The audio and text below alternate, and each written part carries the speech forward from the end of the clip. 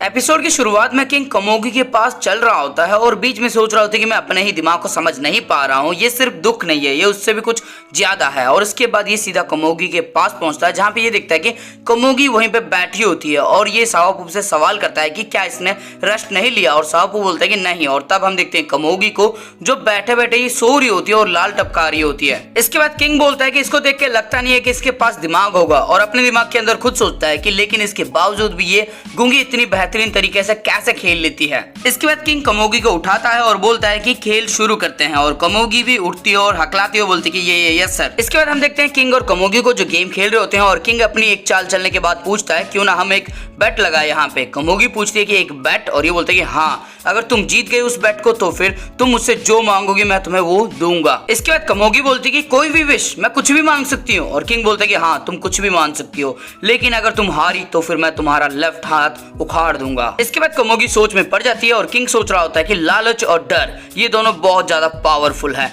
इन दोनों के जरिए किसी का भी रिदम तोड़ा जा सकता है, किसी को भी डिस्ट्रैक्ट किया जा सकता है। लालच में सब अंधे हो जाते हैं और डर की वजह से कोई आगे बढ़ना नहीं चाहता। इसके बाद कमोगी बोलती कि मेरा लेफ्ट हैंड, और अपना सर खुजा के बोलती कि मुझे क्या करना चाहिए। और किंग पूछता है कि क्या कोई परेशानी है, और तब कमोगी बोलती है क्या मैं अपने लेफ्ट हैंड की जगह पे उस चीज को दाव पे लगा सकती हूँ जिसको मैं हमेशा लगाया करती हूँ। इसके बाद किंग सवाल करता है कि तुम क्या बेट लगाती हो, और कमोगी बोलती है कि मैं अपनी जान को दाव पे लगाती हूँ। अगर मैं हार गई तो फिर आप मुझे मार देना, लेकिन प्लीज आप इसको एक इंसल्ट की तरह बिल्कुल भी मत लेना। और किंग बोलता है कि मैं समझा नहीं, अपने आप को एक्सप्लेन करो, अच्छे से समझाओ मुझे। इसके बाद कमोगी बोलती है कि अगर मैं अपनी जिंदगी में कुछ कर सकती हूँ तो वो है गूंगी। मैं सिर्फ गूंगी को खेलना जानती हूँ, इसके सिवा मुझे कुछ नहीं आता, और मैं इसीलिए जिंदा भी हूँ। लेकिन अगर बात करें प्रोफेशनल गूंगी प्लेयर को तो फिर उनको रिवॉर्ड में कुछ नहीं मिलता, यहाँ तक कि नेशनल चैंपियन को भी कुछ नहीं मिलता। जब वो वर्ल्ड चैंपियन बनते हैं तब जाके उनको कुछ मिलता है, और वर्ल्ड चैंपियन बनने के लिए हर मैच को जीतना बहुत ज्यादा जरूरी है। यानी कि एक भी मैच अगर तुम हारते हो तो फिर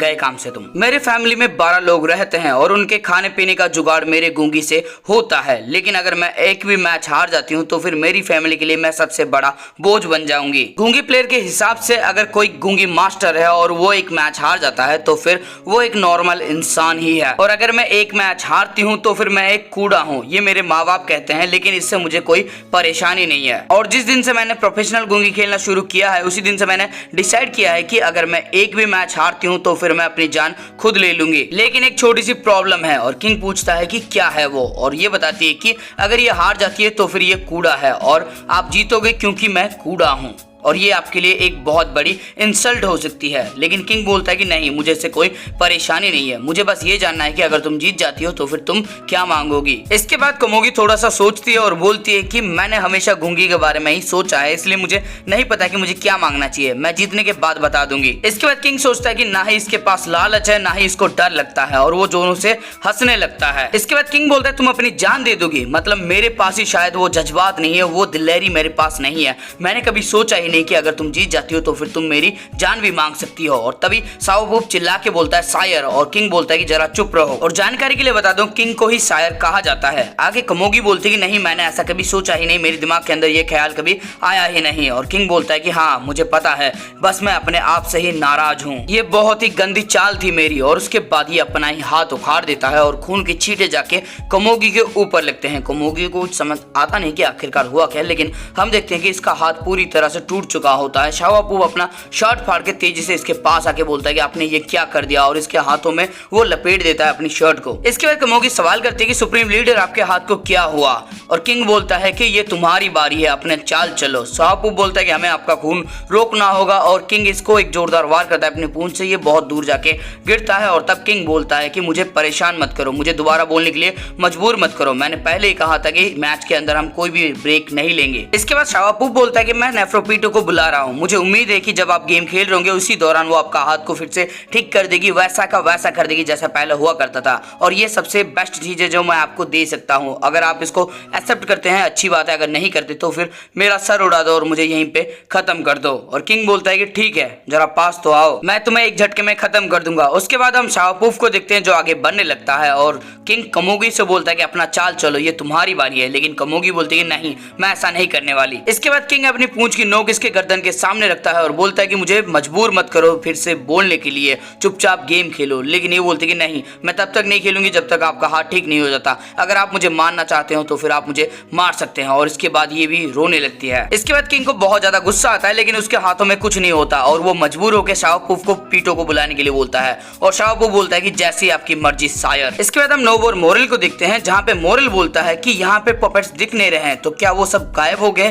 क्या वो फिर से सिलेक्शन प्रोसेस शुरू कर रहे हैं। लेकिन नोब बोलता है नहीं, मुझे नहीं लगता, हमने पूरी सिटी को सराउंड कर लिया है और किंग की प्रायोरिटी उनके लिए टॉप प्रायोरिटी है, वो कभी भी उसको छोड़ के नहीं जाएंगे। और मोरल पूछता है तो फिर यहाँ पे क्या चल रहा है, और नोब बोलता है कि मेरे हिसाब से शायद हमसे भी कोई बड़ा खतरा है जो रॉयल गार्ड के ऊपर होगा या फिर किंग के ऊपर होगा। इसके बाद मोरल बोलता है ये तो हमारे लिए गोल्डन अपॉर्चुनिटी है पैलेस के अंदर घुसपैठ करने के लिए, लेकिन ये एक जाल भी हो सकता है। लेकिन नोब बोलता है कि मुझे नहीं लगता कि ऐसा कुछ होने वाला है, क्योंकि वो कभी भी ऐसी टैक्टिक यूज नहीं करेंगे जिसके अंदर किंग को खतरा हो। और मोरल बोलता है कि शायद ये किंग का ऑर्डर भी तो हो सकता है। इसके बाद नोब बोलता है कि मेरे हिसाब से उनका लॉन्ग रडार बंद है, तो शायद हम क्लोज जा सकते हैं और यही हमारा सबसे बढ़िया वाला मौका है। मुझे पैलेस के पास एक पोर्टल खोलना होगा, वरना हमारा प्लान फेल हो जाएगा। ये काम खतरनाक है लेकिन करना होगा और ये इसका सबसे सही वक्त है। और उसके बाद हम देखते हैं कि लियोल इनके ऊपर नजर रखा होता है और लियोल को पता लगता है कि चीतू हार चुका है। इसके बाद नोब एक पोर्टल खोलता है और मोरल से बोलता है कि मर मत जाना, और मोरल बोलता है कि सेम टू यू बडी। इसके बाद नोब अपना पोर्टल का यूज करके यहाँ से चला जाता है, मोरल भी छलांग लगा के यहाँ से दूर चला जाता है। इसके बाद लियोल बोलता है ब्लस्टर और वेल्फिन से कि उसने उनको ढूंढ लिया है, लेकिन अभी वो पाइप वाला जो बंदा है उसके पीछे जाएंगे। और जाते हुए लियोल एक इविल स्माइल भी देता है। उसके बाद हम देखते हैं डॉक्टर ब्लिथ को, जो एक नेफ्रोबिटी की ही एबिलिटी है जिसके जरिए वो किसी को भी हील कर सकती है। और यहाँ पे ये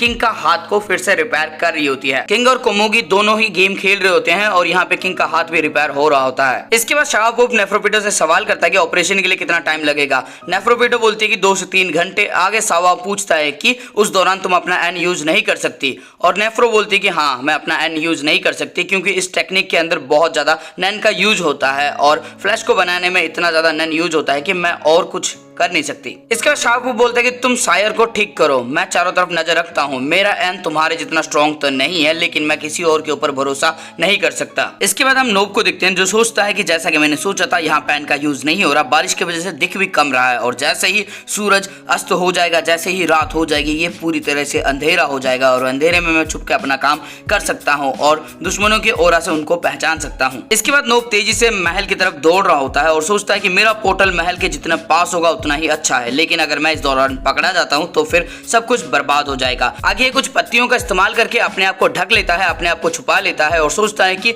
मैं अपनी मर्जी से अपने पोर्टल के अंदर जा आ सकता हूं, लेकिन शूट और बाकी सब सिर्फ एक बार के लिए वहां से बाहर निकल सकते हैं। लेकिन अगर पोर्टल के पास कोई दुश्मन छुपा हुआ होगा तो फिर ये एक बहुत बड़ी प्रॉब्लम क्रिएट कर सकता है। मुझे पैलेस के अंदर 3 पोर्टल खोलने होंगे, एक पास में, दूसरा दूर में और तीसरा इन दोनों के बीच में। और इसके बाद महल के चारों तरफ मुझे 3-3 सेट में बहुत सारे पोर्टल्स खोलने होंगे, जहां से हम पैलेस को आसानी से देख सकें और मन मुताबिक जहां पे भी अटैक करना हो वहां से हम अटैक कर पाएं। और हमारा काम खत्म होने के बाद हमें पता लग ही जाएगा कि हमें कौन से एग्जिट से बाहर निकलना है, सबसे दूर वाले से, सबसे पास वाले से या फिर बीच वाले से। दुश्मन को ऐसा लगेगा कि हम अचानक से कहीं से प्रकट हो गए हैं और इसी का फायदा उठा के हम रॉयल गार्ड को किंग से दूर करेंगे। उसके बाद हमें रॉयल गार्ड से फाइट करना होगा। अगर हम 3 हार भी जाते हैं तो भी कोई परवाह नहीं, बस किंग को हराना होगा किसी भी हालात में। इसके बाद नोब लेट जाता है और छुपते छुपते आगे बढ़ता है और सोचता है कि अगर नॉर्मल सिचुएशन होती तो अब तक नेफ्रोपिटो ने मुझे ढूंढ लिया होता, लेकिन अभी भी मैं बहुत ज्यादा दूरी पे हूँ। अगर मैं अपना सबसे दूर वाला पोर्टल यहाँ पे खोलता हूँ तो फिर ये किसी काम का नहीं होगा। मुझे पैलेस के अंदर ही सबसे दूर वाला पोर्टल भी खोलना होगा। मुझे ये सब सावधानी से करना होगा, लेकिन थोड़ा जल्दी भी करना होगा। क्या मुझे शाम का इंतजार करना चाहिए? क्या रात होने तक मैं इंतजार कर सकता हूँ? लेकिन ये जो सिचुएशन है ये तब तक रहेगी या फिर नहीं रहेगी मुझे नहीं पता। मेरे पास कोई ऑप्शन नहीं है। नेफ्रोपिटो का एंड कभी भी वापस आ सकता है और अगर वो एक बार वापस आ गया तो फिर मैं पकड़ा जाऊंगा, मैं कुछ कर नहीं पाऊंगा। जो करना है मुझे अभी करना होगा और अगर मैं पकड़ा भी गया तो फिर हमारे पास दूसरे ऑप्शन भी अवेलेबल हैं। मुझे डरने की कोई जरूरत नहीं। इतना सोचने के बाद ये धीरे धीरे आगे बढ़ने लगता है और हमें इन्फॉर्मेशन दी जाती है कि पैलेस के अंदर 3 ऐसे इंसान हैं जिनको कैमराइन खाना नहीं चाहते, जिनमें से पहली तो वो जो गूंगी प्लेयर होती है जिसका नाम होता है कोमोगी, दूसरा होता है डियागो और तीसरा होता है सेक्रेटरी बीजेफ। और बीजेफ वो इंसान है जो इस पूरी कंट्री को अकेला कंट्रोल करता है, यानी कि डियागो सिर्फ नाम के लिए रूलर है लेकिन असली रूलर तो यही है। बीजेप बाहर के देशों से कांटेक्ट बना के रखा होता है और देश के अंदर जो कुछ भी चल रहा है वो सबको ये खुद कंट्रोल कर सकता है, इसलिए इसको रिप्लेस नहीं किया जा सकता, जिसकी वजह से ये किंग के पास है और इसको खाया नहीं गया है अभी तक। पैलेस के चारों तरफ नॉर्मल इंसान के सोल्जर को रखा नहीं गया होता क्योंकि ये नन यूजर का सामना नहीं कर सकते, और साथ में अगर वो ऐसा करेंगे तो फिर जो घुसपैठ है उसका चांस भी बहुत ज्यादा बढ़ जाएगा। पैलेस के अंदर सिर्फ एक स्क्वाड्रन लीडर है जो चीतू है, जो अभी भी लौटा है, और उसके साथ 6 सोल्जर्स और कैमरा एंड के सोल्जर्स हैं, और साथ में 3 इंसान भी हैं, यानी कि कुल मिला के 11 कैमरा एंड्स और 3 इंसान पैलेस के अंदर अभी मौजूद हैं। जो सोल्जर एंड हैं वो अपने स्क्वाड्रन लीडर के लिए काम करते हैं, किंग की प्रोटेक्शन में उनका कोई हाथ नहीं, और जो स्क्वाड्रन लीडर है उनको भी किंग की कोई परवाह नहीं, वो बस अपना काम निकालने के लिए उनके साथ हैं। और ये सारी बातें नेफरपिटो और रॉयल गार्ड को पता है, इसलिए उन्होंने कैमरा एंड को ऐसा काम दिया है जो मोस्ट प्रोबेबली फेल होने ही वाला है, और साथ में पैलेस को सुरक्षा देने के लिए वो उनके ऊपर भरोसा नहीं कर सकते। उसके बाद हम नोब को देखते हैं जो पत्तियों को निकालता है और धीरे धीरे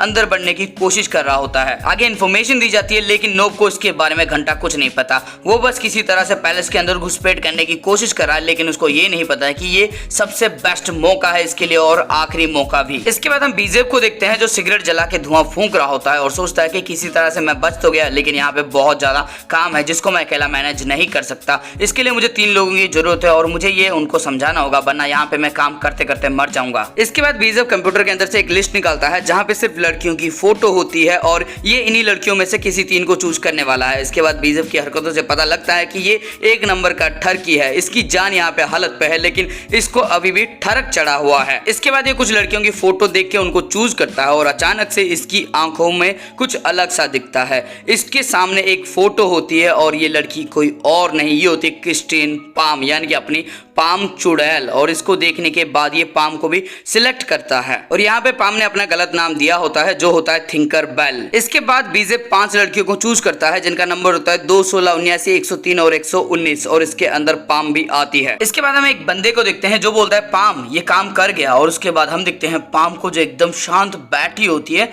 लेकिन पाम क्यों अपनी जान की बाजी लगा रही हो यार। यानी कि नोब अपने तरीके से पैलेस के अंदर घुसपैठ करने की कोशिश कर रहा है और पाम अपने ही प्लान के जरिए वो पैलेस के अंदर पहुंच के घुसपैठ करना चाहती है। तो दोस्तों इसी के साथ ये वाला एपिसोड हो जाता है खत्म। तो दोस्तों इस वीडियो के अंदर आपको कुछ भी अच्छा लगा फिर मजा आया हो तो इस वीडियो को लाइक कर देना, कमेंट करके मुझे बताना ये जो बीजेप है ये कितना ठरकी है, इसको रेट करना 1 से 10 के अंदर। और दोस्तों अगर मेरी तरह तुम्हें भी लगता है कि पाम को हमेशा ऐसे सच धज के एकदम क्यूट बन के घूमना चाहिए तो फिर इस वीडियो को अपने दोस्तों के साथ या फिर किसी एनिमल लवर के साथ शेयर कर देना। और अगर इस चैनल पे अभी भी नए हो तो फिर इसको सब्सक्राइब कर देना और साथ में जो बेल का आइकन है उसको ऑल पे सेट कर देना, क्योंकि सबकी घंटी बज रही है, अपनी भी बज जानी चाहिए। तो घंटी को एकदम जोरों से दबा दो, एकदम टन करके आवाज आ जानी चाहिए।